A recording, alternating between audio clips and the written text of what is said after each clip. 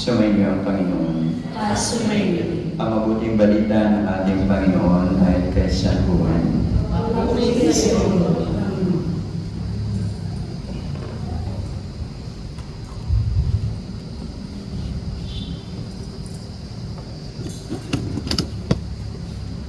Bispiras ng Pasko, alam na ni Jesus na dumating na panahon na kanyang pagisan sa sanlibutan na ito upang bumalik sa Ama.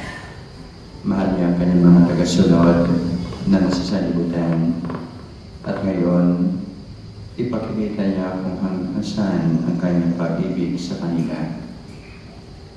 Naghapunan si Jesus at ang mga alagad. Dahil silid na ng Diablo sa isip ni Judas, anak ni Simon Iscariote, ang pagkakalulo kay Jesus. Alam na ni Jesus na ibinigay na sa kanya ng Ama ang buong kapangyarihan. Alam din niya siya ay mula sa Diyos at babalik sa Diyos.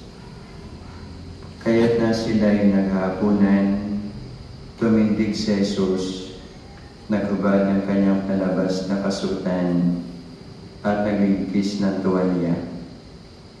Pagkatapos nagbuhos siya ng tubig sa palanggana at sinimula hugasan ang paa ng mga alagad at punasan ng tuwalya na nakabigkis sa kanya. Paglapit niya kay Simon Pedro, tumutol ito. Panginoon, sabi niya, di yata't kayo pa ang maghuhugas ng aking mga paa. Sumagot si Jesus, hindi mo naunawaan ngayon ang ginagawa ko. Ngunit maunawaan mo rin pagkatapos.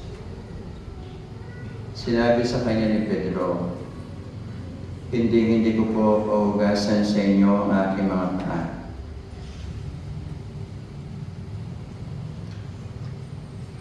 Kung hindi ka hugasan, wala kang kaugnayan sa akin. Tugon ni Jesus.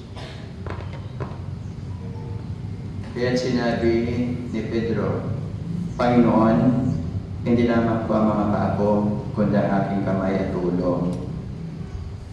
Ani Jesus, maliban sa kanyang mga paa, hindi na kailangang hugasan pa ang naligo na, sapagkat malinis na ang kanyang buong katawan.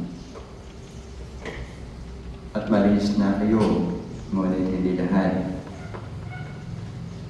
Sapagkat alam ni Jesus kung sino magkakanulo sa kanya.